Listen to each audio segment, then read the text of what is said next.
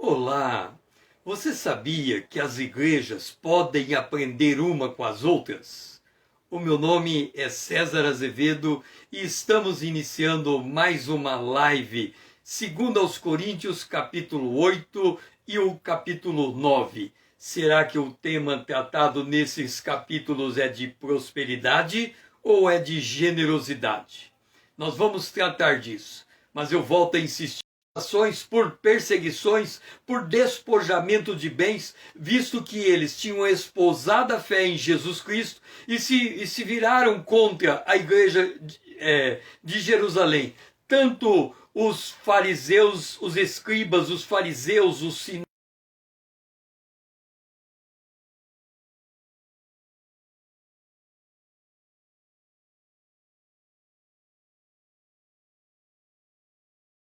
Paulo sentiu uma necessidade imperiosa de, na região onde ele havia estendido o evangelho, motivar as igrejas daquelas regiões a coletarem ofertas destinadas à igreja de Jerusalém. Ali em 1 Coríntios, no capítulo 16, no versículo 2 e 3, mostra como é que Paulo fez para coletar ofertas destinadas a Jerusalém. Diz: no primeiro dia de cada semana, ele orientava a igreja: cada um de vós ponha de parte na casa conforme a sua prosperidade e vá juntando, para que não se faça coleta quando eu for.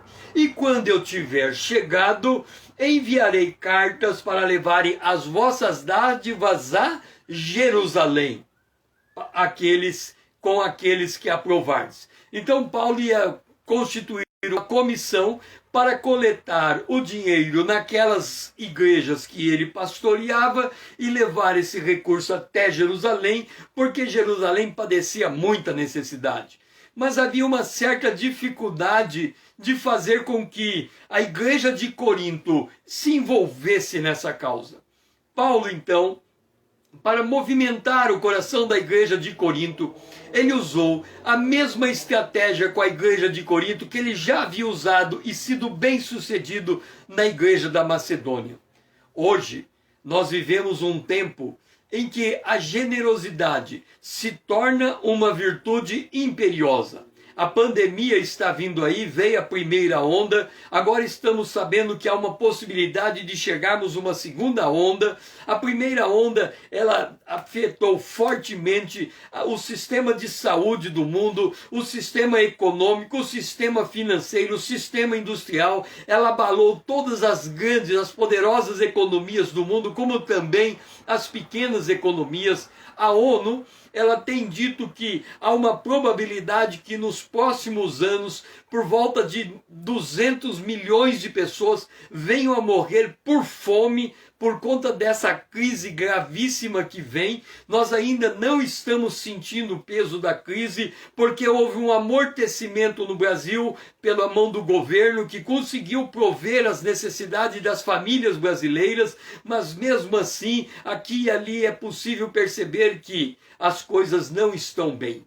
E quando chegamos numa condição como esta, esse ensino do apóstolo Paulo, quando ele inicia a sua carta à igreja da Macedônia, aliás, à igreja de Corinto, no capítulo 8, ele diz assim: também, irmãos, vos fazemos conhecer a graça de Deus conhecida às igrejas da Macedônia. E que graça foi essa?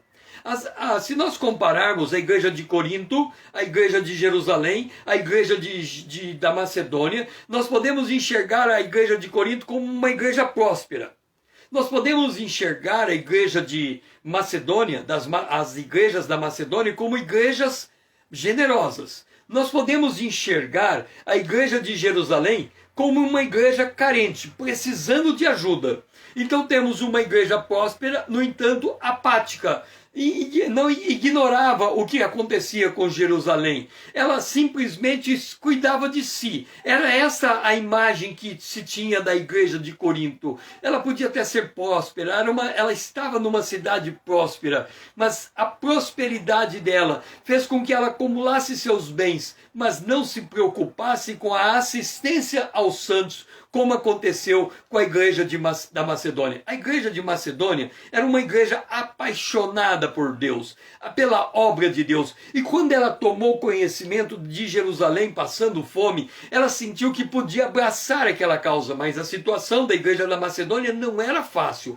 A igreja da Macedônia passava por grande tribulação e por extrema pobreza. Elas também precisavam de ajuda, mas elas sentiram como a salvação vem dos judeus, como elas tinham um vínculo, a igreja nasceu, a igreja de Jesus Cristo, ela nasceu em Jerusalém, de lá ela espalhou por toda a terra, então havia um vínculo espiritual fortíssimo entre a igreja da Macedônia com a igreja de Jerusalém. E agora era preciso ensinar a igreja de Corinto a também se engajar nesta causa.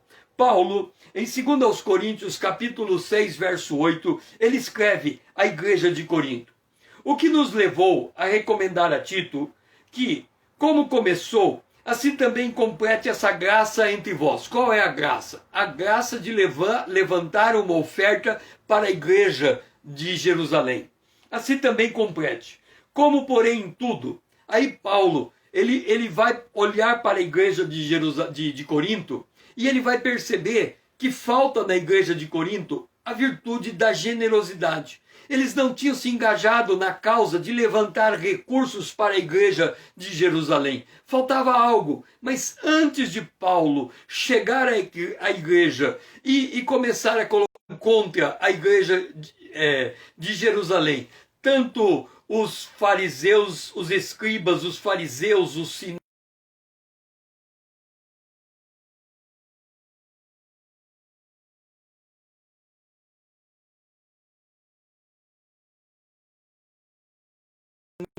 sentiu uma necessidade imperiosa de, na região onde ele havia estendido o evangelho, motivar as igrejas daquelas regiões a coletarem ofertas destinadas à igreja de Jerusalém. Ali em 1 Coríntios, no capítulo 16, no versículo 2 e 3, mostra como é que Paulo fez para coletar ofertas destinadas a Jerusalém. Diz: no primeiro dia de cada semana, ele orientava a igreja: cada um de vós ponha de parte na casa conforme a sua prosperidade e vá juntando, para que não se faça coleta quando eu for.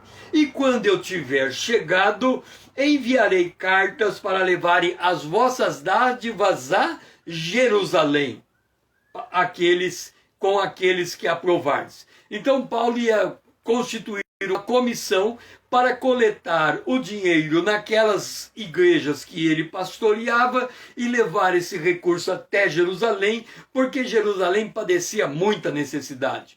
Mas havia uma certa dificuldade de fazer com que a igreja de Corinto se envolvesse nessa causa.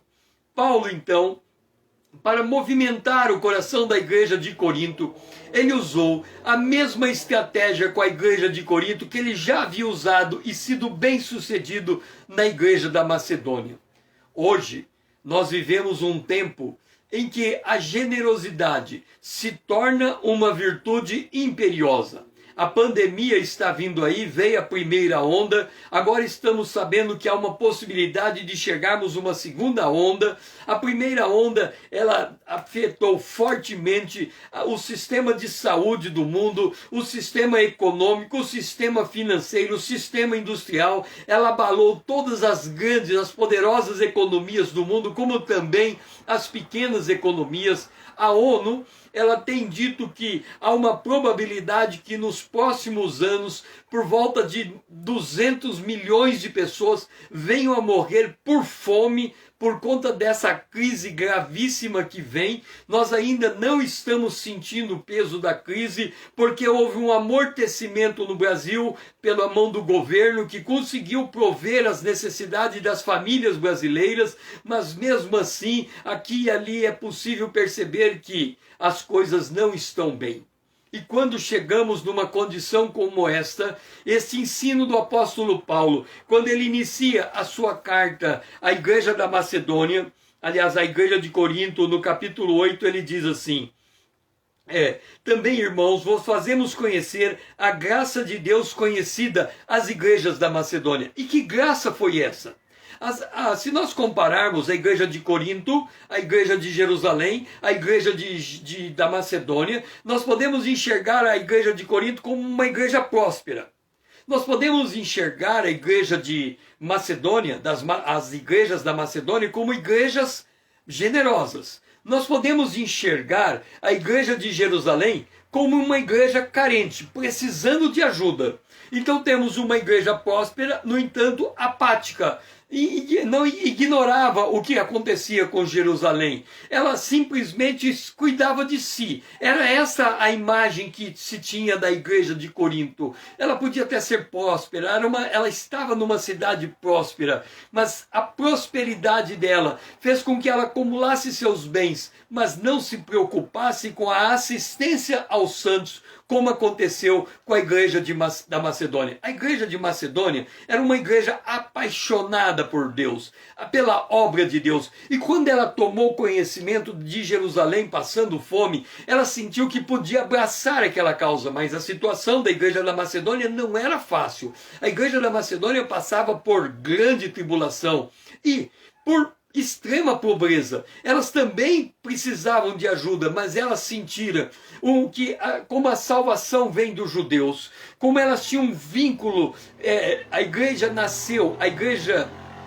de Jesus Cristo, ela nasceu em Jerusalém, de lá ela espalhou por toda a terra, então havia um vínculo espiritual fortíssimo entre a igreja da Macedônia com a igreja de Jerusalém. E agora era preciso ensinar a igreja de Corinto a também se engajar nesta causa. Paulo, em 2 Coríntios, capítulo 6, verso 8, ele escreve à igreja de Corinto: o que nos levou a recomendar a Tito que, como começou, assim também complete essa graça entre vós. Qual é a graça? A graça de levantar uma oferta para a igreja de Jerusalém. Assim também complete. Como, porém, em tudo. Aí Paulo, ele vai olhar para a igreja de Corinto e ele vai perceber que falta na igreja de Corinto a virtude da generosidade. Eles não tinham se engajado na causa de levantar recursos para a igreja de Jerusalém. Faltava algo. Mas antes de Paulo chegar à igreja e começar a colocar, Paulo levanta o ânimo da igreja. E ele diz assim: como, porém, em tudo manifestais superabundância, tanto da fé e na palavra, como no saber e em todo cuidado, e em nosso amor para convosco, assim também abundai nessa graça. Não vos falo de forma de mandamento, mas para provar pela diligência de outros a sinceridade do vosso amor. O apóstolo Paulo, ele primeiro enaltece as qualidades da igreja de Corinto. E quais eram estas qualidades? Primeiro ele diz assim: vocês são abundantes, vocês superabundam na fé em Cristo Jesus. Quando nós falamos desta fé em Cristo Jesus, nós estamos falando da fé na obra da cruz. Jesus morreu pelos nossos pecados e ressuscitou para a nossa justificação. E na justificação nós somos regenerados. E na regeneração nós nos tornamos habitação do Espírito Santo. A igreja de Corinto, elas tinham a convicção de que era uma igreja cheia do Espírito Santo.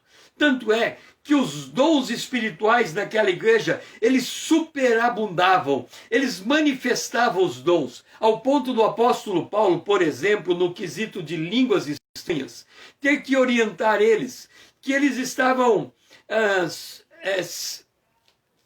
falando demais em línguas estranhas, sem ter a devida interpretação dentro da igreja. E aí ele chega àquela igreja e diz assim: olha, se vocês forem falar em línguas estranhas, pelo menos que haja intérprete, senão fale baixinho, porque falando baixinho você estará falando consigo mesmo e com Deus. Então eles eram uma igreja, a igreja de Corinto, extremamente espiritual. Eles eram profundos na palavra como no saber. Eles conheciam os mistérios de Deus. O apóstolo Paulo, em 1 Coríntios capítulo 15, ele fala da ressurreição dos mortos, ele fala do arrebatamento da igreja, ele fala do corpo corruptível e do corpo incorruptível, ele fala da vitória da cruz sobre a morte. Então a igreja de Corinto era uma igreja extremamente espiritual. Ele também fala no cuidado e no amor para com, em todo cuidado, em o nosso amor para convosco. Paulo tinha um relacionamento muito íntimo com aquela igreja. Ele tinha verdadeiro prazer em poder dirigir a sua palavra àquele lugar. Mas o que é que caracteriza todos esses atributos da igreja de Corinto? A igreja de Corinto era uma igreja extremamente espiritual, mas pouco natural. O que nós queremos dizer com isso? Que a fé que eles desenvolviam era uma fé voltada no relacionamento deles com Deus. Ele era tão forte esse relacionamento que entre eles causavam certo partidarismo. Eles diziam, um é de Paulo, o outro é de Apolo, o outro é deste, o outro é daquele. Eles se dividiam em grupos de espiritualidade. Então eles, dentro da igreja, por exemplo, quando Paulo escreve sobre a ceia do Senhor, ele fala assim, olha, quando vocês se ajuntarem para comer a ceia, antes de chegar na ceia, comam em suas casas. Porque eles levavam comidas, não é um pedacinho de pão como a gente faz a ceia do Senhor hoje. Eles levavam comida e se fartavam na ceia. Só que os ricos levavam comida de ricos e os pobres quase não tinham nada para comer. E os ricos comiam da sua comida, mas não dividiam aquela comida aos pobres. Então havia uma certa segregação no ato de participar da ceia. Uns se embriagavam e outros não tinham nem que comer, porque na ceia eles bebiam vinho com álcool. Então chegava ao ponto de na ceia do Senhor se embriagar. E Paulo veio colocar ordem na casa. Ele falava, olha, vamos fazer assim. Quando vocês forem para a ceia, comam primeiro em casa, se alimente e se farta. E quando chegar na ceia, esperem um pelo outro para a distribuição dos pães. Então a igreja de Corinto era uma igreja fortemente espiritual. No entanto, elas careciam elas careciam de ter o contato natural, por exemplo, de levantar recurso financeiro para entregar à igreja de Jerusalém. Elas não tinham esse traquejo, esse discernimento da necessidade do outro. Elas se viam crescendo cada vez mais, mas elas não olhavam para a necessidade com o outro com o devido carinho. Rita, que bom você estar conosco. E aí a gente começa a perceber as características das igrejas. A igreja de Corinto era uma igreja que cuidava das coisas espirituais e deixava as coisas materiais de lado. Diferente da igreja de Macedônia, as igrejas da Macedônia, que quando elas perceberam a necessidade da igreja de Jerusalém, imediatamente colocaram mãos à obra para levantar os recursos financeiros, o dinheiro, o din-din, para levar até Jerusalém.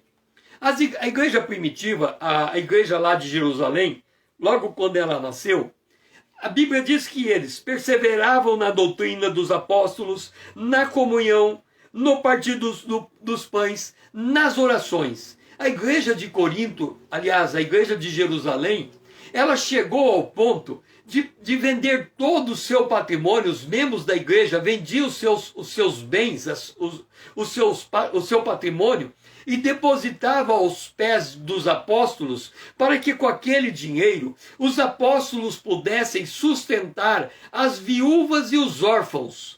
E ainda havia uma orientação que aquelas viúvas que pudessem ter seu próprio sustento não pesasse o cargo sobre a igreja. E foi por causa disso que o apóstolo Pedro orientou a igreja de Jerusalém a constituir os diáconos, para que os apóstolos pudessem se ocupar da palavra e da oração e os diáconos distribuíssem recursos na mesa para atender as necessidades. O que demonstra que a igreja primitiva, ela nasceu generosa. A igreja de Macedônia, ela nasceu generosa, mas não acontecia o mesmo com a igreja de Corinto.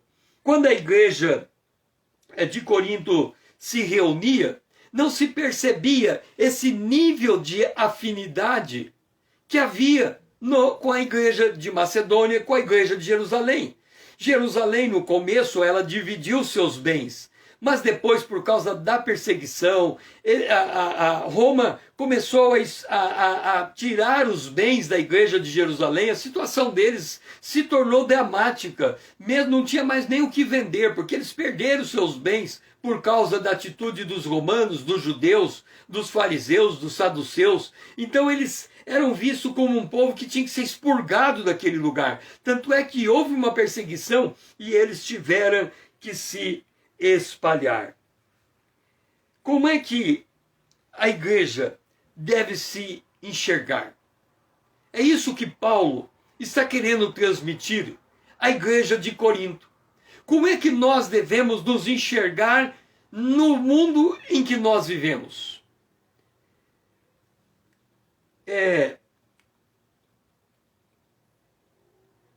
Por quais critérios deve um cristão ou uma igreja se destacar um do outro? Nós já falamos os critérios que a igreja de Jerusalém, no seu nascedouro, como ela se destacava. Elas perseveravam na doutrina dos apóstolos, na comunhão, no partir dos pães e nas orações. Em cada alma havia temor, e muitos prodígios e sinais eram feitos por intermédio dos apóstolos. Todos os que creram estavam juntos e tinham tudo em comum. A igreja de Corinto cultuava a Deus todos os dias. Nós estamos fazendo uma sequência de 45 lives. Muitos acham isso um absurdo, mas deviam achar também absurdo olhar para a igreja de Corinto, e a igreja de Corinto todos os dias se reunindo no partir dos pães, se reunindo na comunhão, se reunindo aprendendo a doutrina dos apóstolos, se reunindo nas orações. E elas estavam juntos e elas tinham tudo em comum. Já era diferente a igreja de Corinto. A igreja de Jerusalém era tudo unida, mas a igreja de Corinto era diferente. Ali era tudo separado. Os ricos ficavam com os ricos, os pobres ficavam com os pobres. E aí já retratamos como era a ceia do Senhor na igreja de Corinto. Uns comiam bem e chegavam até a ficar bêbado na ceia, e os outros passavam fome.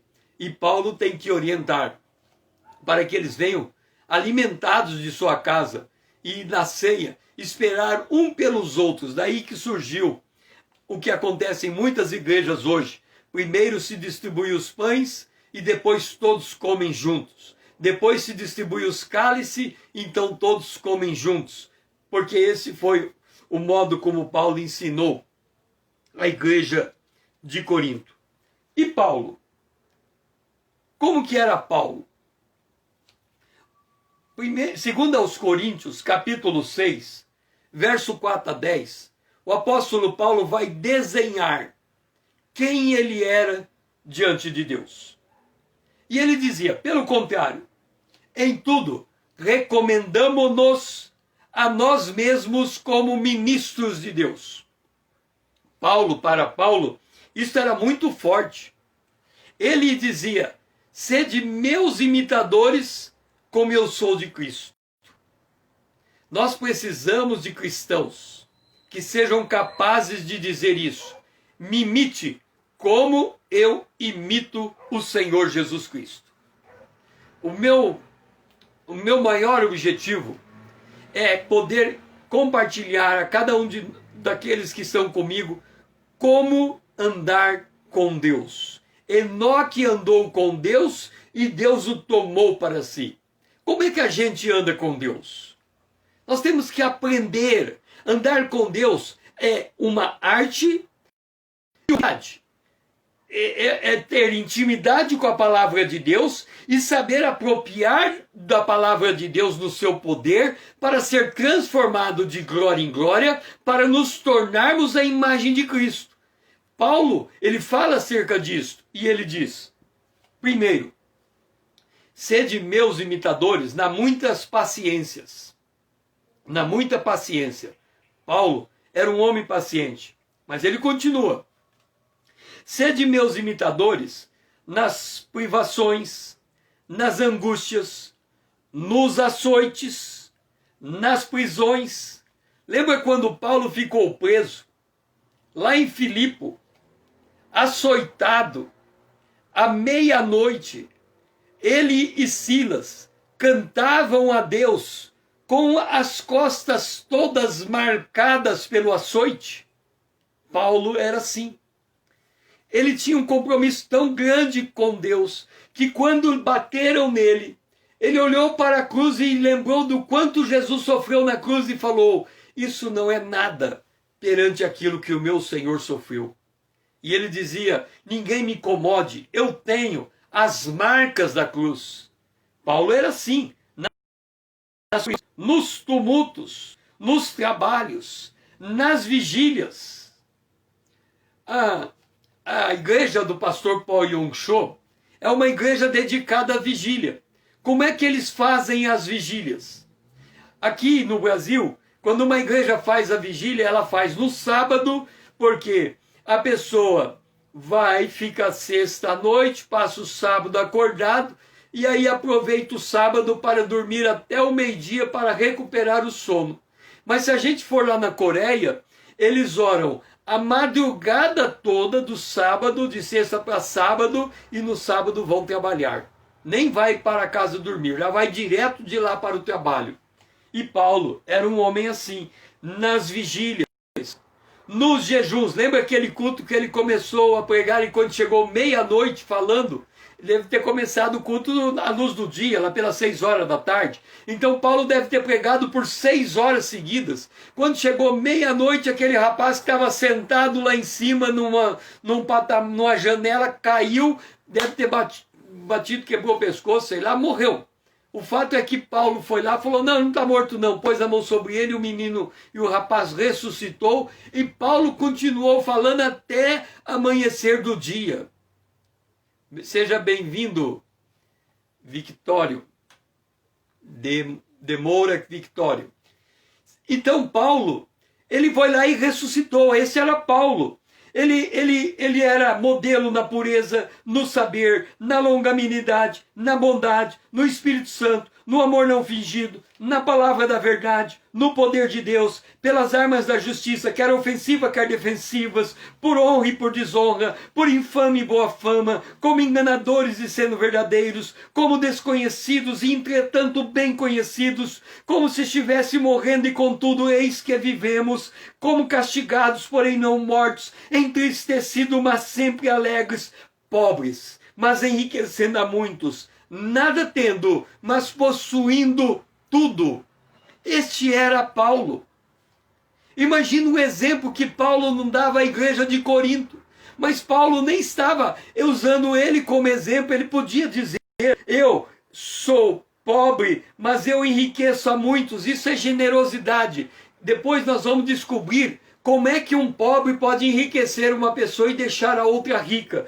Mas Paulo tinha isso. Ele não tinha nada, mas ele possuía tudo. E nós vamos entender depois como que está nesse testemunho de o segredo da generosidade.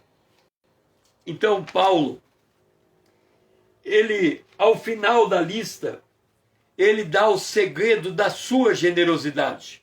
Ele diz: pobres, mas enriquecendo a muitos, nada tendo, mas possuindo tudo. E aí, ele dá muita ênfase neste ponto, mostrando a sua necessidade. Uma coisa que é uma contradição. Paulo escreve: entristecidos, mas alegres. Por que que Paulo era entristecido, mas alegres? Paulo falava que ele tinha temor por dentro e tremor por fora por causa do peso das igrejas sobre os seus ombros. Paulo, ele dizia, e ele adotava a lógica do corpo. Ele dizia, se alguém sofre, eu sofro. Se alguém está alegre, eu também estou. Então, quando ele falava que ele estava entristecido pela obra de Deus, pela causa de Deus, por aquilo que ele gastava sua energia para fazer a vontade de Deus prevalecer. Mas ao mesmo tempo ele estava alegre pelas conquistas. É por isso que ele chega à igreja de Corinto e ele elogia a espiritualidade da igreja de Corinto, mas ao mesmo tempo que ele elogia a espiritualidade da igreja de Corinto, ele diz, olha, está faltando em vocês a virtude da generosidade. O que é generosidade? O generoso, nós já falamos nas lives anteriores, é aquele que dá na medida exata, que dá na medida exata, ele dá para resolver o problema da pessoa. Portanto, ele dá com conhecimento de causa. Ele chega para alguém, levanta a necessidade daquela pessoa, vê o quanto de recurso ela precisa e ele dá com equilíbrio, com conhecimento de causa, com motivações corretas. Ele dá com o prazer de ajudar. Ele sabe lidar com dinheiro, ele não dá para obter glória para si, ele não dá para mostrar que ele é bom, ele dá porque ele dá com amor. E é isso que Paulo quer extrair da igreja de Corinto, que ela aprenda a dar com amor, a dar com propósito, a dar com medida. O generoso nem é esbanjador e nem é sovina ou avarento. Por que que ele não é sovina? Porque ele dá o que a pessoa precisa. E por que que ele não é esbanjador? Ele não dá acima das suas forças. Ele dá de forma equilibrada. Como que a igreja fazia? Paulo instruiu a igreja. No primeiro dia de cada semana, separe um pouquinho de cada vez, para que isso não fique pesado sobre vocês. Quer dizer, era uma pessoa que quando ele se propunha a dar uma oferta, ele reorganizava as suas prioridades. Tirava aquilo que era supérfluo e colocava o dinheiro naquilo que era tão necessário. Assim era. E aí vem uma questão que se apresenta à igreja de Corinto e é algo que muitos de nós temos dificuldade de lidar, que é a dicotomia entre o mundo material e o mundo espiritual. Nós temos uma tendência de nos relacionarmos muito bem com Deus, mas temos uma dificuldade muito grande de fazer Deus entrar no nosso dia a dia e se envolver com as nossas situações, causas, conflitos e lutas e batalhas e tribulações e trazer o poder de Deus para dentro disso. O apóstolo Paulo, ele fala, ele fala assim, eu não tenho nada, mas eu possuo tudo. Como é que a gente lida com essa contradição? Entenda. Aquele que se une ao Espírito é um espírito com Deus. Ok? O Espírito está dentro de mim, o Espírito de Deus habita dentro de mim. Mas quando eu nasci de novo, ele me deu um novo espírito. Então eu sou formado por espírito, por uma alma e por um corpo. O meu corpo é o templo do Espírito de Deus. O Espírito de Deus está em contato permanente com o meu espírito humano. Eles são como dois copos de água que se misturam, dois jarros de água que se misturam num único copo de água. Depois de misturado, não há como separar. O Espírito de Deus está unido ao meu espírito. O meu espírito, o apóstolo João diz, ele tem a unção do santo. Ele sabe tudo. O meu espírito tem resposta para todas as perguntas que eu fizer. O meu espírito tem solução para todos os problemas que eu enfrento. O meu espírito, ele sabe como equacionar qualquer dificuldade que eu venha sofrer. O meu espírito, ele sabe o tempo todo o que fazer. Acontece que durante muitos anos eu aprendi a viver baseado na minha alma. E como eu sou baseado na minha alma, a minha alma, ao invés dela se voltar para o meu espírito, ela se volta para o meu corpo. E ao se voltar para o meu corpo, a minha alma se incomoda com tudo que tem à minha volta, porque a minha alma é limitada. Ela, por ela olhar para o corpo e enxergar o corpo como a única coisa que ela pode se apegar, porque a única coisa que ela conhece é o seu corpo. Tanto é que a alma fala assim: se o corpo ficar doente, o corpo morre. Se o corpo morre, a alma deixa de existir nesse mundo. Então a alma agarra o corpo como se a vida da alma dependesse do corpo. É por isso que quando alguém está doente, ele fica ranzinza, ele fica mal-humorado, ele fica uma pessoa de difícil convivência. Por quê? Porque a alma não consegue se separar do corpo. Quando o corpo fica doente, a alma adoece também. Mas a alma não precisa adoecer, porque a alma podia se ligar ao espírito humano. E o espírito humano está ligado ao Espírito de Deus. E a alma se fortaleceria. Por isso que quando a gente vai em Efésios capítulo 6, lá diz que nós devemos fortalecer no Senhor e na força do poder de Deus. Por quê? Porque assim a alma se volta para o Espírito. E não o espírito para a alma. É por isso que a gente lê os salmos e o salmista fala: ó, minha alma, espera em Deus, minha alma espera em Deus. É o Espírito de Deus falando o tempo todo para a alma espera em Deus, espera em Deus. Mas como a alma está tão habituada a viver de acordo com o corpo, quando ela bate a necessidade, ela se desespera. Ela não sabe o que fazer. Ela não sabe para onde correr. Ela vai para um lado, ela vai para o outro, ela vai para cima, ela vai para baixo, ela só não vai para a presença de Deus. Esse é o drama da alma. E a igreja de Corinto, ela vivia essa dicotomia.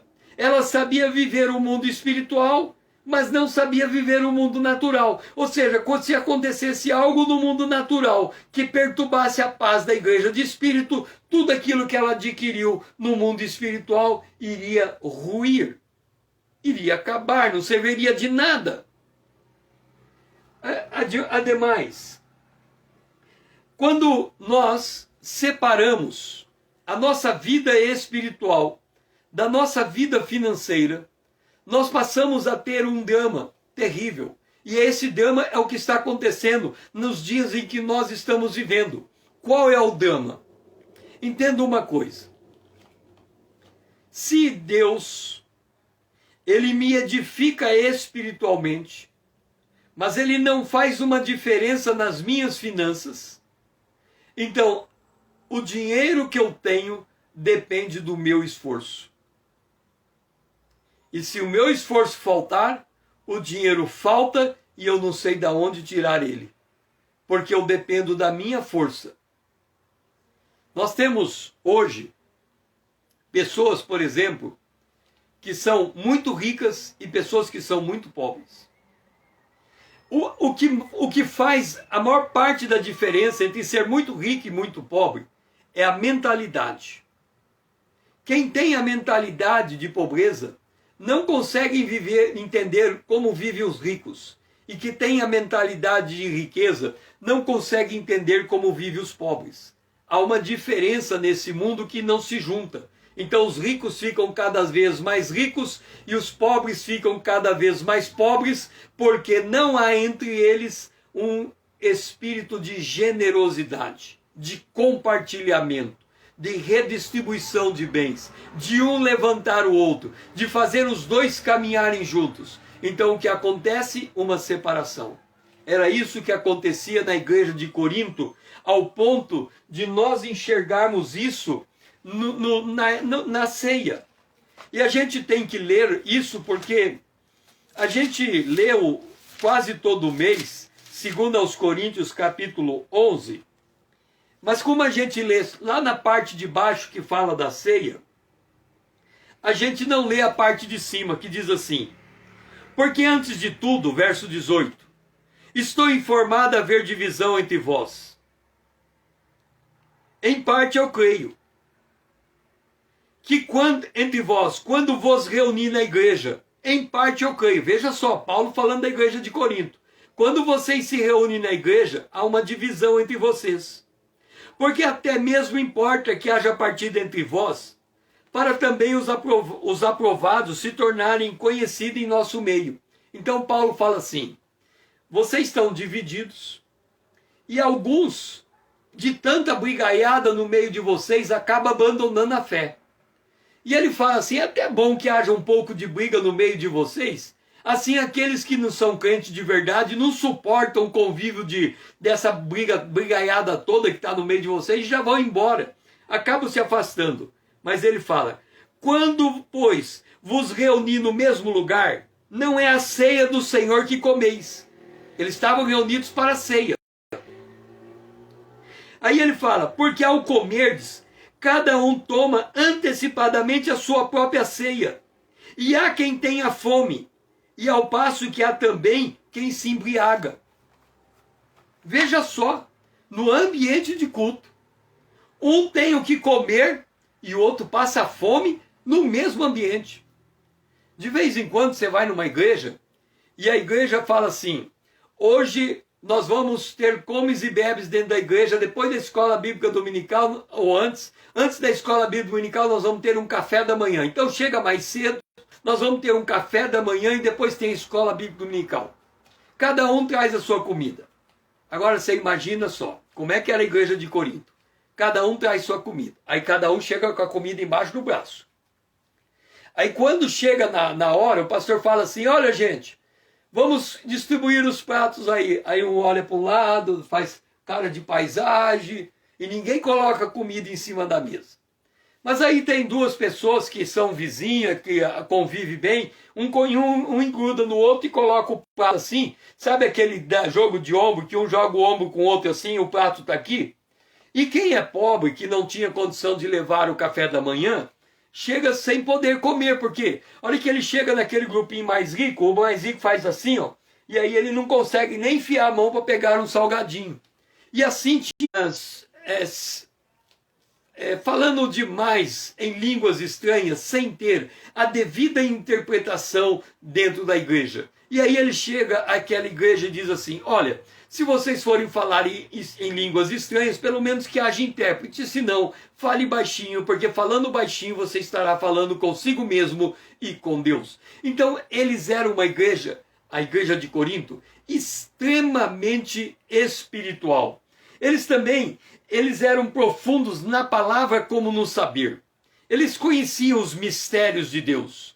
O apóstolo Paulo, em 1 Coríntios capítulo 15, ele fala da ressurreição dos mortos, ele fala do arrebatamento da igreja, ele fala do corpo corruptível e do corpo incorruptível, ele fala da vitória da cruz sobre a morte. Então a igreja de Corinto era uma igreja extremamente espiritual. Ele também fala no cuidado e no amor para em todo cuidado, em o nosso amor para convosco. Paulo tinha um relacionamento muito íntimo com aquela igreja. Ele tinha verdadeiro prazer em poder dirigir a sua palavra àquele lugar. Mas o que é que caracteriza todos esses atributos da igreja de Corinto? A igreja de Corinto era uma igreja extremamente espiritual, mas pouco natural. O que nós queremos dizer com isso? Que a fé que eles desenvolviam era uma fé voltada no relacionamento deles com Deus. Ele era tão forte esse relacionamento que entre eles causavam certo partidarismo. Eles diziam, um é de Paulo, o outro é de Apolo, o outro é deste, o outro é daquele. Eles se dividiam em grupos de espiritualidade. Então eles, dentro da igreja, por exemplo, quando Paulo escreve sobre a ceia do Senhor, ele fala assim, olha, quando vocês se ajuntarem para comer a ceia, antes de chegar na ceia, comam em suas casas.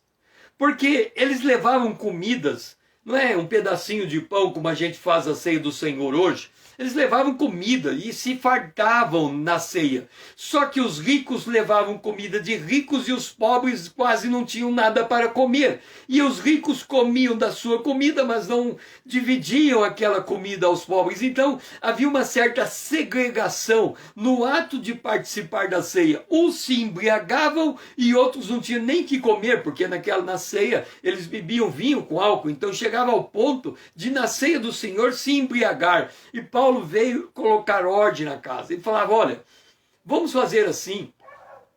Quando vocês forem para a ceia, comam primeiro em casa, se alimente e se farta. E quando chegar na ceia, esperem um pelo outro para a distribuição dos pães. Então a igreja de Corinto era uma igreja fortemente espiritual. No entanto, elas careciam elas careciam de ter o contato natural, por exemplo, de levantar recurso financeiro para entregar à igreja de Jerusalém. Elas não tinham esse traquejo, esse discernimento da necessidade do outro. Elas se viam crescendo cada vez mais, mas elas não olhavam para a necessidade com o outro com o devido carinho. Rita, que bom você estar conosco. E aí a gente começa a perceber as características das igrejas. A igreja de Corinto era uma igreja que cuidava das coisas espirituais e deixava as coisas materiais de lado. Diferente da igreja de Macedônia, as igrejas da Macedônia, que quando elas perceberam a necessidade da igreja de Jerusalém, imediatamente colocaram mãos à obra para levantar os recursos financeiros, o dinheiro, o din-din, para levar até Jerusalém. A igreja primitiva, a igreja lá de Jerusalém, logo quando ela nasceu, a Bíblia diz que eles perseveravam na doutrina dos apóstolos, na comunhão, no partir dos pães, nas orações. A igreja de Corinto, aliás, a igreja de Jerusalém, ela chegou ao ponto de vender todo o seu patrimônio. Os membros da igreja vendiam os seus bens, o seu patrimônio, e depositava aos pés dos apóstolos, para que com aquele dinheiro os apóstolos pudessem sustentar as viúvas e os órfãos. E ainda havia uma orientação que aquelas viúvas que pudessem ter seu próprio sustento não pesasse o cargo sobre a igreja. E foi por causa disso que o apóstolo Pedro orientou a igreja de Jerusalém a constituir os diáconos, para que os apóstolos pudessem se ocupar da palavra e da oração, e os diáconos distribuíssem recursos na mesa para atender as necessidades. O que demonstra que a igreja primitiva, ela nasceu generosa. A igreja de Macedônia, ela nasceu generosa, mas não acontecia o mesmo com a igreja de Corinto. Quando a igreja de Corinto se reunia, não se percebia esse nível de afinidade que havia com a igreja de Macedônia, com a igreja de Jerusalém. Jerusalém, no começo, ela dividiu seus bens, mas depois, por causa da perseguição, Roma começou a tirar os bens da igreja de Jerusalém. A situação deles se tornou dramática, mesmo não tinha mais nem o que vender, porque eles perderam seus bens por causa da atitude dos romanos, dos judeus, dos fariseus, dos saduceus. Então eles eram vistos como um povo que tinha que ser expurgado daquele lugar. Tanto é que houve uma perseguição e eles tiveram que se espalhar. Como é que a igreja deve se enxergar? É isso que Paulo está querendo transmitir à igreja de Corinto? Como é que nós devemos nos enxergar no mundo em que nós vivemos?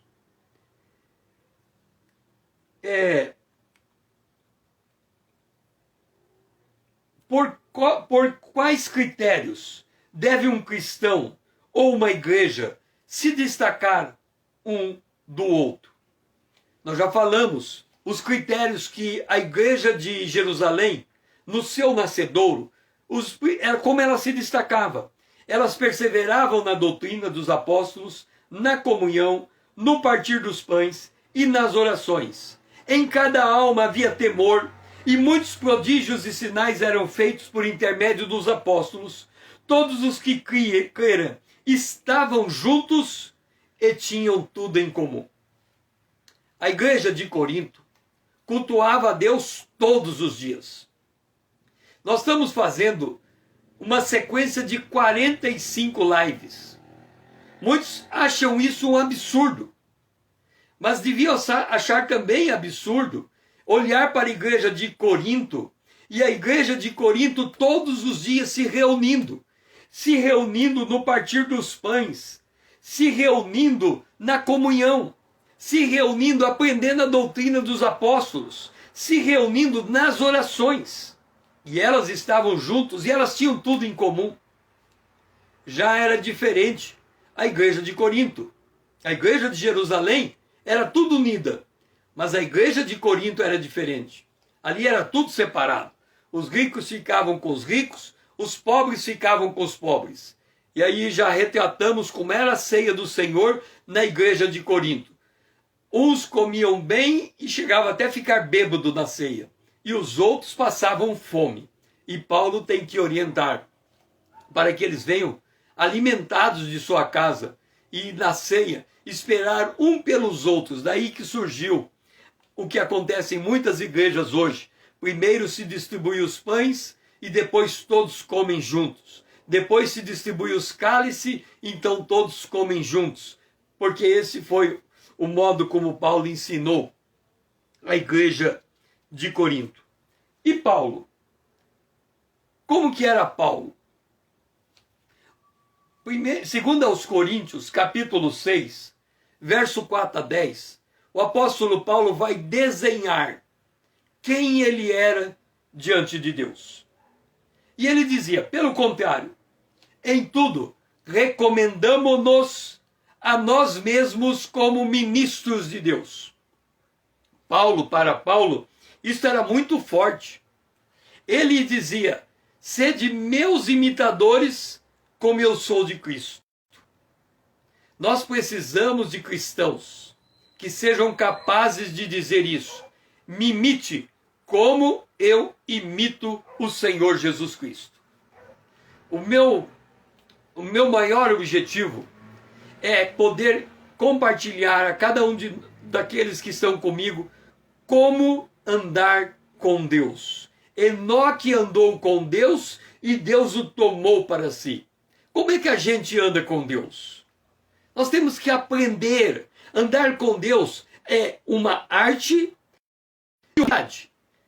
é ter intimidade com a palavra de Deus e saber apropriar da palavra de Deus no seu poder para ser transformado de glória em glória, para nos tornarmos a imagem de Cristo. Paulo, ele fala acerca disso e ele diz, primeiro, sede meus imitadores na muitas paciências. Na muita paciência. Paulo era um homem paciente, mas ele continua. Sede meus imitadores nas privações, nas angústias, nos açoites, nas prisões. Lembra quando Paulo ficou preso? Lá em Filipe, açoitado, à meia-noite, ele e Silas cantavam a Deus com as costas todas marcadas pelo açoite. Paulo era assim. Ele tinha um compromisso tão grande com Deus que quando bateram nele, ele olhou para a cruz e lembrou do quanto Jesus sofreu na cruz e falou, isso não é nada perante aquilo que o meu Senhor sofreu. E ele dizia: ninguém me incomode, eu tenho as marcas da cruz. Paulo era assim, nos tumultos, nos trabalhos, nas vigílias. A igreja do pastor Paul Yong-cho é uma igreja dedicada à vigília. Como é que eles fazem as vigílias? Aqui no Brasil, quando uma igreja faz a vigília, ela faz no sábado, porque a pessoa vai, fica sexta à noite, passa o sábado acordado, e aí aproveita o sábado para dormir até o meio-dia para recuperar o sono. Mas se a gente for lá na Coreia, eles oram a madrugada toda do sábado, de sexta para sábado, e no sábado vão trabalhar. Nem vai para casa dormir, já vai direto de lá para o trabalho. E Paulo era um homem assim, nas vigílias, nos jejuns. Lembra aquele culto que ele começou a pregar e quando chegou meia-noite falando? Deve ter começado o culto à luz do dia, lá pelas 6 horas da tarde. Então Paulo deve ter pregado por 6 horas seguidas. Quando chegou meia-noite, aquele rapaz que estava sentado lá em cima numa janela caiu, deve ter batido, quebrou o pescoço, sei lá, morreu. O fato é que Paulo foi lá e falou: não está morto não. Pôs a mão sobre ele, o menino e o rapaz ressuscitou. E Paulo continuou falando até amanhecer do dia. Seja bem-vindo, Victório. De Moura Victório. Então Paulo, ele foi lá e ressuscitou. Esse era Paulo. Ele era modelo na pureza, no saber, na longanimidade, na bondade, no Espírito Santo, no amor não fingido, na palavra da verdade, no poder de Deus, pelas armas da justiça, quer ofensiva, quer defensivas, por honra e por desonra, por infame e boa fama, como enganadores e sendo verdadeiros, como desconhecidos e entretanto bem conhecidos, como se estivesse morrendo e contudo eis que vivemos, como castigados, porém não mortos, entristecidos, mas sempre alegres, pobres, mas enriquecendo a muitos, nada tendo, mas possuindo tudo. Este era Paulo. Imagina o exemplo que Paulo não dava à igreja de Corinto. Mas Paulo nem estava usando ele como exemplo. Ele podia dizer: eu sou pobre, mas eu enriqueço a muitos. Isso é generosidade. Depois nós vamos descobrir como é que um pobre pode enriquecer uma pessoa e deixar a outra rica.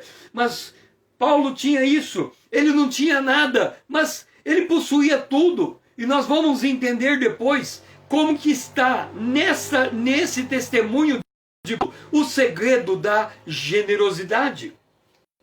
Então Paulo, ele, ao final da lista, ele dá o segredo da sua generosidade. Ele diz: pobres, mas enriquecendo a muitos, nada tendo, mas possuindo tudo. E aí, ele dá muita ênfase neste ponto, mostrando a sua necessidade. Uma coisa que é uma contradição. Paulo escreve: entristecidos, mas alegres. Por que que Paulo era entristecido, mas alegres? Paulo falava que ele tinha temor por dentro e tremor por fora por causa do peso das igrejas sobre os seus ombros. Paulo, ele dizia, e ele adotava a lógica do corpo. Ele dizia: se alguém sofre, eu sofro. Se alguém está alegre, eu também estou. Então, quando ele falava que ele estava entristecido pela obra de Deus, pela causa de Deus, por aquilo que ele gastava sua energia para fazer a vontade de Deus prevalecer. Mas ao mesmo tempo ele estava alegre pelas conquistas. É por isso que ele chega à igreja de Corinto e ele elogia a espiritualidade da igreja de Corinto, mas ao mesmo tempo que ele elogia a espiritualidade da igreja de Corinto, ele diz: olha, está faltando em vocês a virtude da generosidade. O que é generosidade? O generoso, nós já falamos nas lives anteriores, é aquele que dá na medida exata, que dá na medida exata, ele dá para resolver o problema da pessoa. Portanto, ele dá com conhecimento de causa. Ele chega para alguém, levanta a necessidade daquela pessoa, vê o quanto de recurso ela precisa e ele dá com equilíbrio, com conhecimento de causa, com motivações corretas. Ele dá com o prazer de ajudar. Ele sabe lidar com dinheiro. Ele não dá para obter glória para si. Ele não dá para mostrar que ele é bom. Ele dá porque ele dá com amor. E é isso que Paulo quer extrair da igreja de Corinto. Que ela aprenda a dar com amor, a dar com propósito, a dar com medida. O generoso nem é esbanjador e nem é sovina ou avarento. Por que ele não é sovina? Porque ele dá o que a pessoa precisa. E por que ele não é esbanjador? Ele não dá acima das suas forças. Ele dá de forma equilibrada.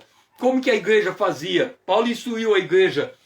No primeiro dia de cada semana, separe um pouquinho de cada vez, para que isso não fique pesado sobre vocês. Quer dizer, era uma pessoa que quando ele se propunha a dar uma oferta, ele reorganizava as suas prioridades. Tirava aquilo que era supérfluo e colocava o dinheiro naquilo que era tão necessário. Assim era. E aí vem uma questão que se apresenta à igreja de Corinto e é algo que muitos de nós temos dificuldade de lidar, que é a dicotomia entre o mundo material e o mundo espiritual. Nós temos uma tendência de nos relacionarmos muito bem com Deus, mas temos uma dificuldade muito grande de fazer Deus entrar no nosso dia a dia e se envolver com as nossas situações, causas, conflitos e lutas e batalhas e tribulações e trazer o poder de Deus para dentro disso.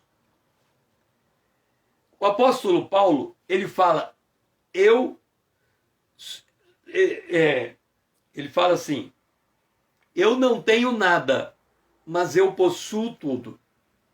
Como é que a gente lida com essa contradição? Entenda.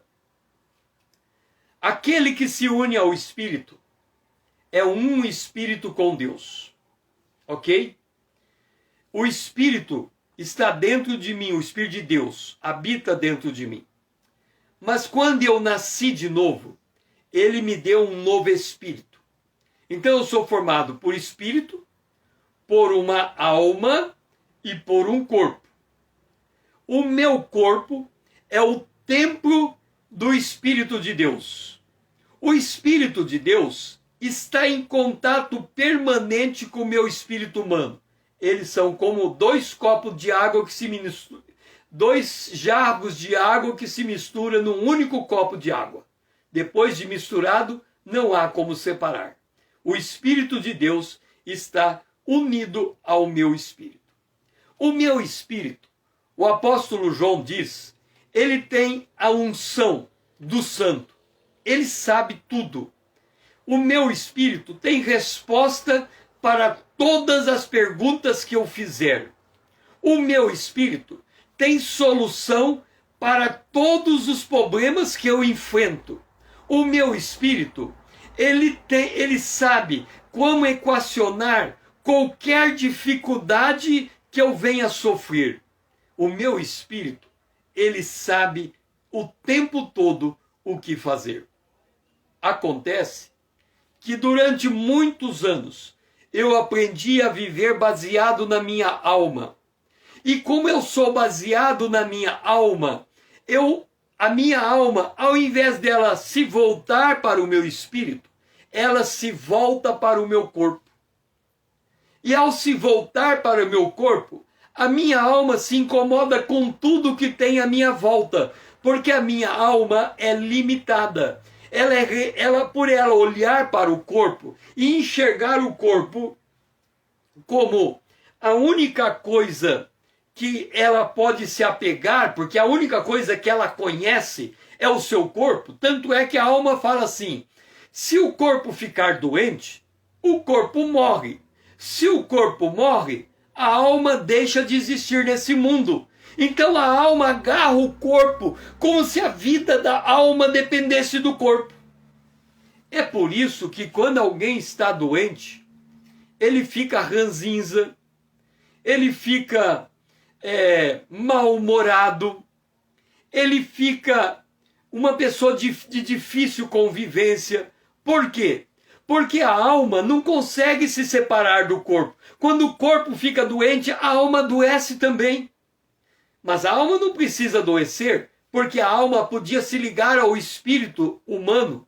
E o espírito humano está ligado ao Espírito de Deus. E a alma se fortaleceria. Por isso que quando a gente vai em Efésios capítulo 6, lá diz que nós devemos fortalecer no Senhor e na força do poder de Deus. Por quê? Porque assim a alma se volta para o Espírito. E não o espírito para a alma. É por isso que a gente lê os salmos e o salmista fala: ó, minha alma, espera em Deus, minha alma espera em Deus. É o Espírito de Deus falando o tempo todo para a alma, espera em Deus, espera em Deus. Mas como a alma está tão habituada a viver de acordo com o corpo, quando ela bate a necessidade, ela se desespera. Ela não sabe o que fazer. Ela não sabe para onde correr. Ela vai para um lado, ela vai para o outro, ela vai para cima, ela vai para baixo, ela só não vai para a presença de Deus. Esse é o drama da alma. E a igreja de Corinto, ela vivia essa dicotomia. Ela sabia viver o mundo espiritual, mas não sabia viver o mundo natural. Ou seja, quando se acontecesse algo no mundo natural que perturbasse a paz da igreja de espírito, tudo aquilo que ela adquiriu no mundo espiritual iria ruir, iria acabar, não serviria de nada. Ademais, quando nós separamos a nossa vida espiritual da nossa vida financeira, nós passamos a ter um drama terrível. E esse drama é o que está acontecendo nos dias em que nós estamos vivendo. Qual é o drama? Entenda uma coisa. Se Deus, Ele me edifica espiritualmente, mas Ele não faz uma diferença nas minhas finanças, então o dinheiro que eu tenho depende do meu esforço. E se o meu esforço faltar, o dinheiro falta e eu não sei de onde tirar ele. Porque eu dependo da minha força.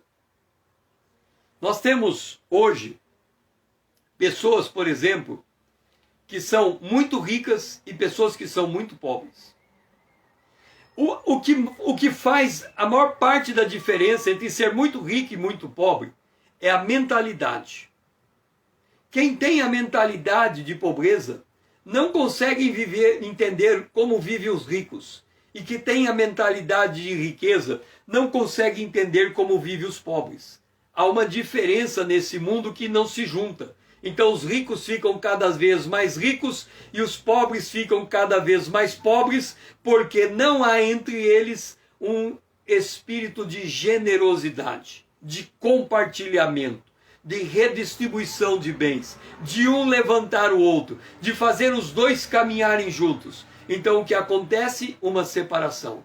Era isso que acontecia na igreja de ao ponto de nós enxergarmos isso na ceia.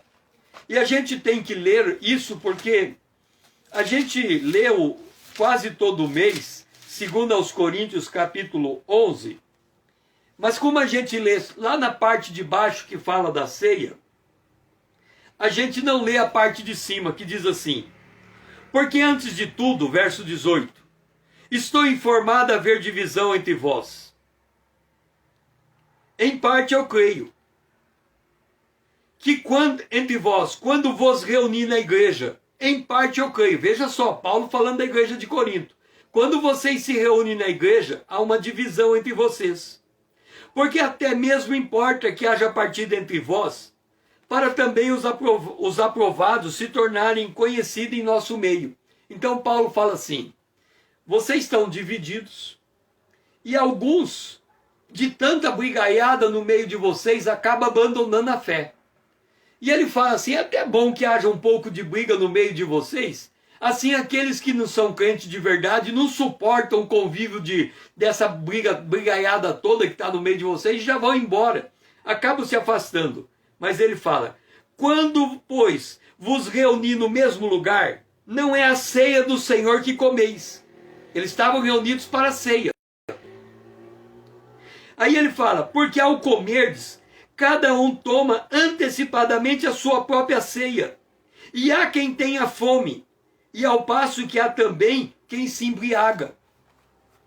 Veja só, no ambiente de culto, um tem o que comer e o outro passa fome no mesmo ambiente. De vez em quando você vai numa igreja e a igreja fala assim, hoje nós vamos ter comes e bebes dentro da igreja, depois da escola bíblica dominical, ou antes da escola bíblica dominical nós vamos ter um café da manhã. Então chega mais cedo, nós vamos ter um café da manhã e depois tem a escola bíblica dominical. Cada um traz a sua comida. Agora você imagina só, como é que era a igreja de Corinto? Cada um traz sua comida. Aí cada um chega com a comida embaixo do braço. Aí quando chega na hora, o pastor fala assim, olha gente, vamos distribuir os pratos aí. Aí um olha para um lado, faz cara de paisagem, e ninguém coloca comida em cima da mesa. Mas aí tem duas pessoas que são vizinhas, que convivem bem, um engruda no outro e coloca o prato assim. Sabe aquele jogo de ombro, que um joga o ombro com o outro assim, o prato está aqui? E quem é pobre, que não tinha condição de levar o café da manhã, chega sem poder comer, porque olha que ele chega naquele grupinho mais rico, o mais rico faz assim, ó, e aí ele não consegue nem enfiar a mão para pegar um salgadinho. E assim tinha uma parte passando fome e outra parte levava vinho, porque na época eles levavam vinho mesmo na ceia do Senhor, porque é vinho, e aí eles bebiam e se embriagavam na ceia do Senhor. E Paulo fala, não tendes porventura casa onde comer e beber? Ou menosprezais a igreja de Deus e envergonhais os que nada têm? Que vos direi? Louvar-vos-ei? Nisto certamente não vos louvo. Então quem vive essa dicotomia entre o mundo espiritual e o mundo natural, entre o que é meu e o que é seu, e que separa as coisas, quando ele passa por uma crise, o mundo dele também desaba. Porque agora ele não tem aonde buscar socorro, ele não tem aonde se segurar, ele não tem o que fazer. E agora, como que eu faço? Eu estou passando por uma situação difícil e quem é que vai me ajudar? Se quando eu podia ajudar, eu desprezei aquele que eu podia estender a mão e agora eu estou aqui sozinho. Então, quando as finanças estão fora da órbita de Deus, quando as finanças são colocadas para fora do reino de Deus, a insegurança assalta aquela casa, aquele lar, aquele homem e aquela mulher. E hoje, nesse tempo de pandemia, nós estamos com muita gente entrando em desespero, porque não sabe como agir em dias como estes. E nós não estamos falando aqui do perdido. Nós estamos falando do povo de Deus. Porque Paulo, segundo aos Coríntios, capítulo 8 e 9, ele está tratando do povo de Deus. Ele está tratando da igreja de Corinto, colocando a igreja da Macedônia como exemplo e citando a necessidade da igreja de Jerusalém. Paulo está falando da assistência aos santos. É dessa assistência que nós estamos falando aqui. E aí vem a pergunta: como é que nós aprendemos a juntar o mundo espiritual com o mundo natural?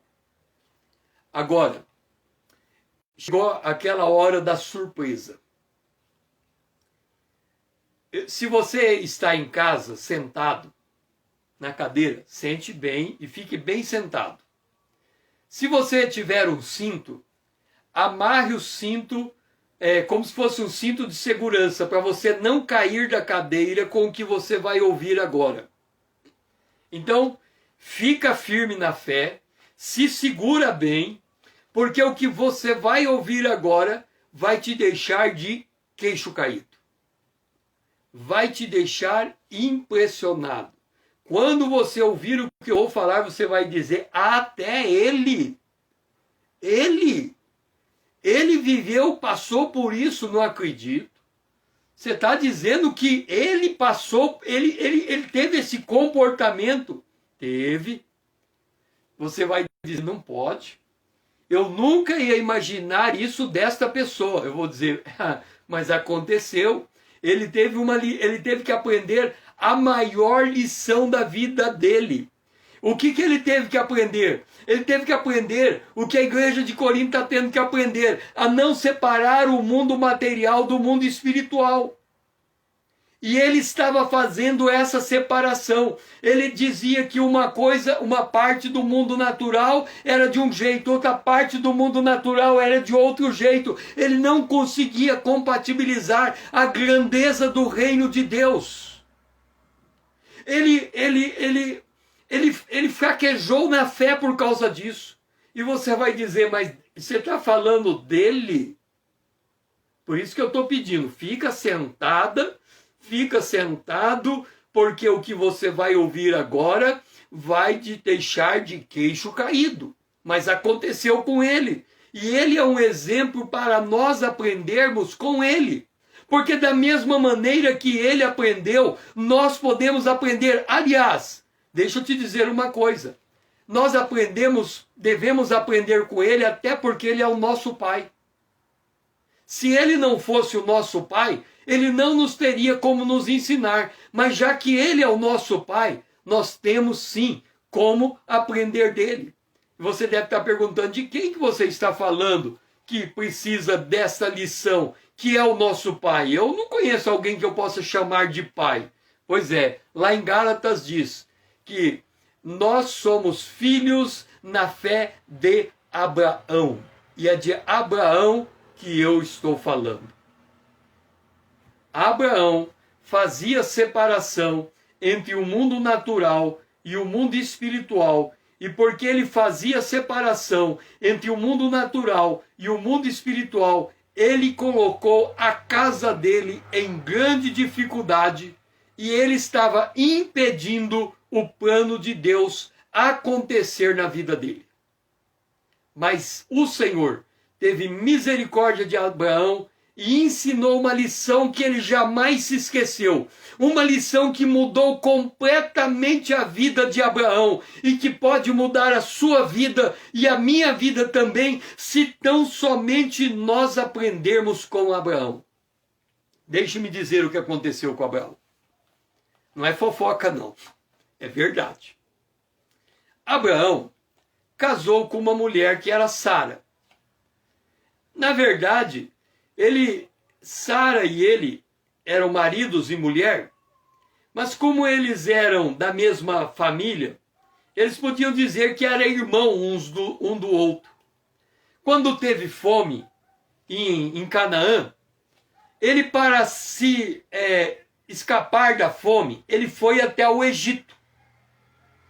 Abraão, quando ele chegou em Canaã, que era a terra prometida de Deus, em todo lugar que ele passava, ele edificava um altar a Deus. Mas quando ele foi para o Egito, ele não edificou nenhum altar a Deus. E lá no Egito, para que ele não morresse, ele teve que mentir acerca de Sara, dizendo que ela era irmã e não esposa. Logo, a minha mãe sempre dizia que mentira tem perna curta. Logo descobriram que Abraão era casado com Sara. E Abraão foi expulso do Egito. Ok, ele voltou para sua terra. Passado mais alguns anos, Abraão teve necessidade de sair de novo de Canaã. Agora, ele foi até o reino de Abimeleque. E ele ficou preocupado. Porque ele disse assim, se eu chegar lá, Sara, eles vão querer me matar.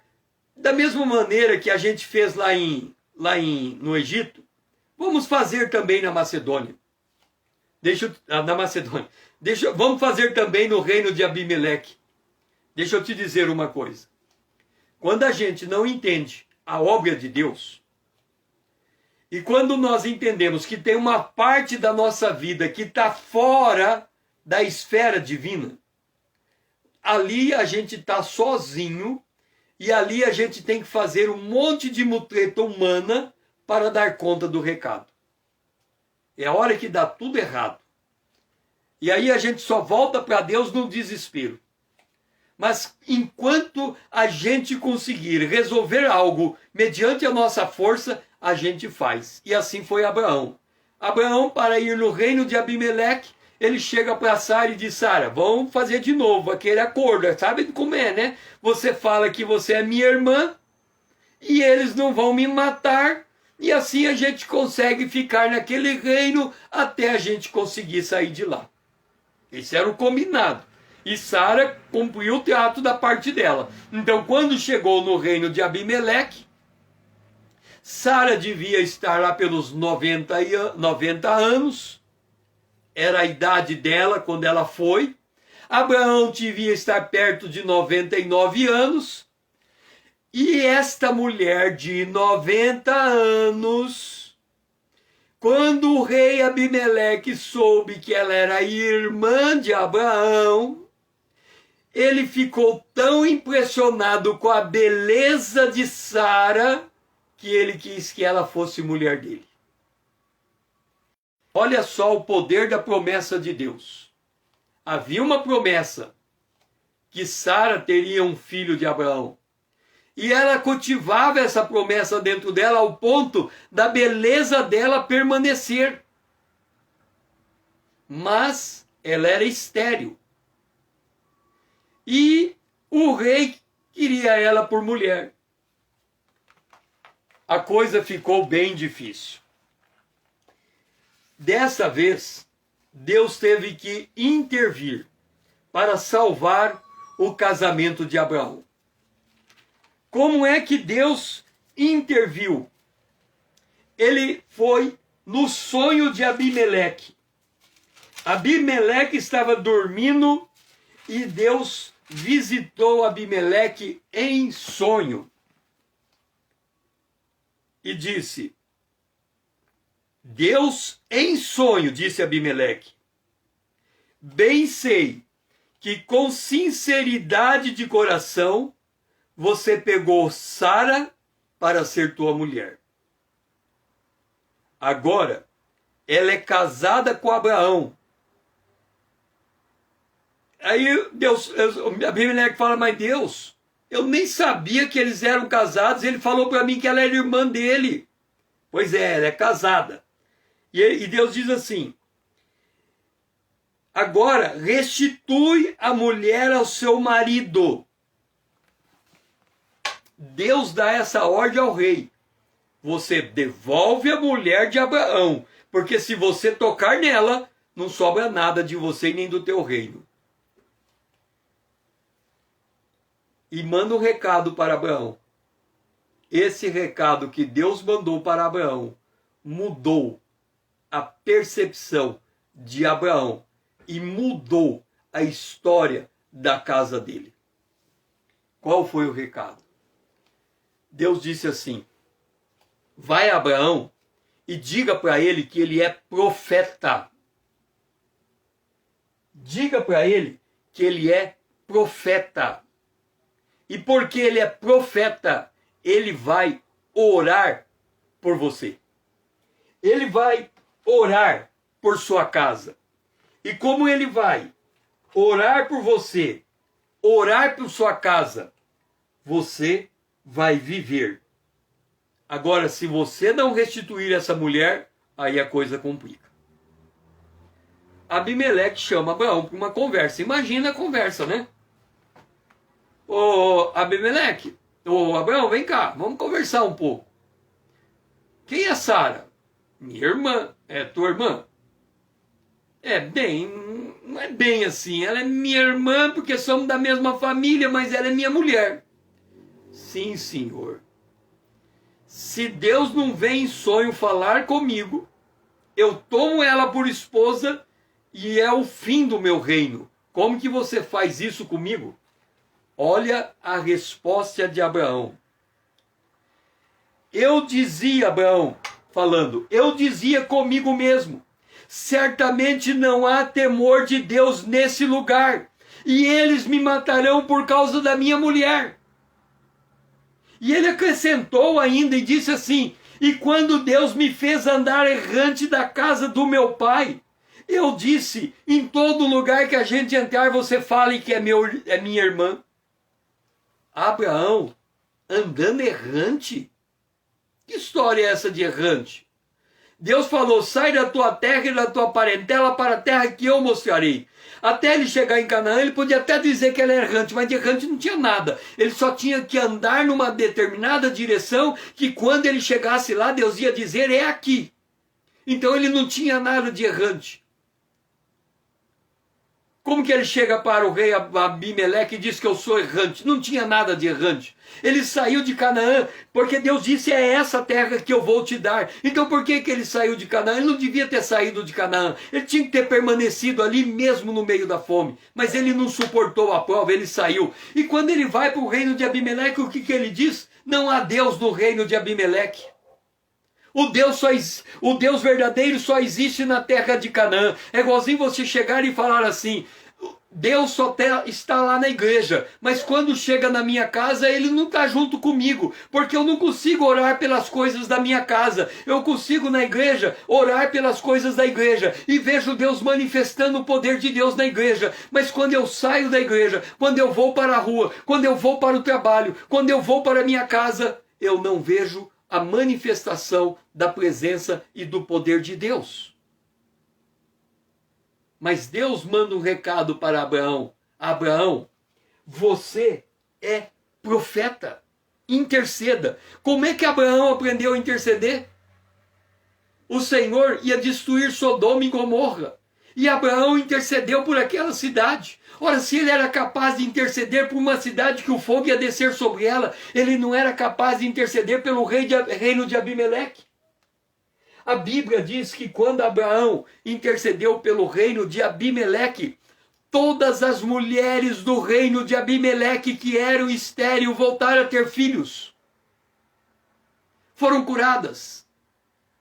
Mas e a esposa de Abraão? Era estéril. Isso está no capítulo 20. O capítulo 20 diz assim: e orando Abraão, sarou Deus Abimeleque, sua mulher e suas servas, de sorte que elas puderam ter filhos. Capítulo 21. Nasce Isaque. Quando Abraão orou pela esterilidade das mulheres, a sua mulher foi curada. A lição foi tão profunda que quando o filho dele, Isaque, teve um filho, aliás, casou com Rebeca, Rebeca também era estéril. A Bíblia diz que Isaque orou 20 anos por ela até ela ter um filho. A lição encarnou em Isaque, aprendida com seu pai Abraão, que aprendeu no reino de Abimeleque. Abraão aprendeu a interceder.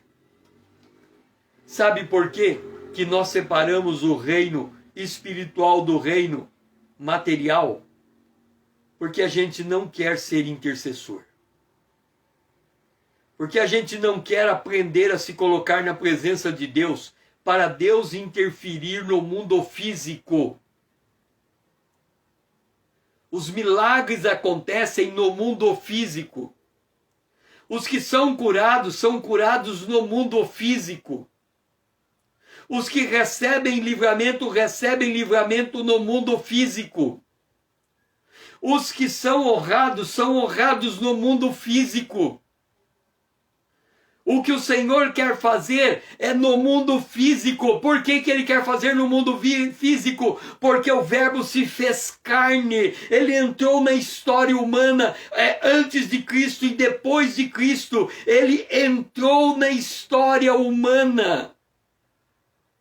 Ele mudou a história humana. Ele colocou um novo paradigma para a história humana. E esse paradigma é um paradigma de um Deus que interfere no mundo físico.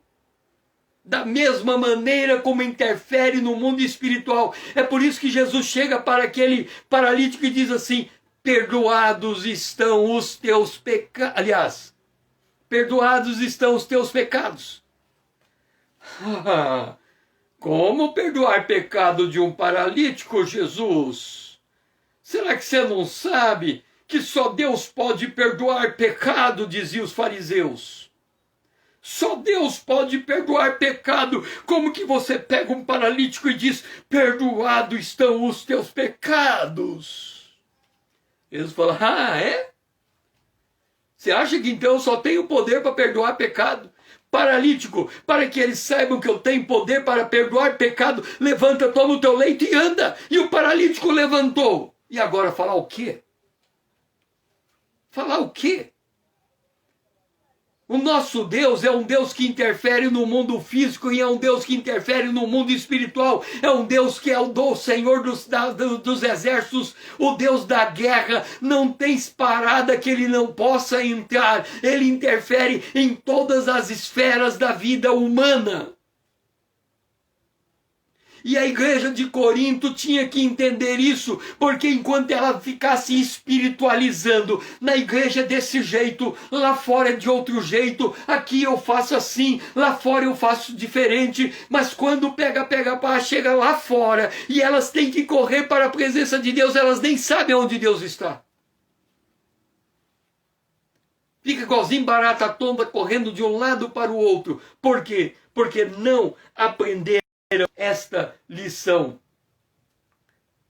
O Senhor diz em Ageu, minha é a prata, meu é o ouro, diz o Senhor dos Exércitos. A glória dessa casa será maior do que a primeira, diz o Senhor dos Exércitos. E neste lugar darei paz, diz o Senhor dos Exércitos. Para Deus, não há divisão entre o mundo natural e o mundo espiritual. Para ele, o mundo natural e o mundo espiritual faz parte da mesma coisa que é o reino de Deus. O generoso é aquele que tem esse entendimento. Ele tem o entendimento que está tudo conectado. Que aquilo que ele tem no mundo natural, se é necessário para atender um outro alguém no mundo natural, ele vai transferir recursos materiais, vai pegar o seu dinheiro e levar o dinheiro e colocar lá e dizer, resolva a tua necessidade, atenda. Ele não vai deixar uma pessoa passando necessidade sem ele entrar com o seu recurso financeiro, abraçar aquela causa e fazer acontecer. A igreja de Corinto tinha de aprender essa lição. E aí vem a pergunta: como é que Paulo ensinou a igreja de Corinto a integrar o mundo natural com o mundo espiritual para se tornar uma igreja generosa? Ele vai usar o exemplo de Jesus Cristo para ensinar uma vida integrada neste mundo.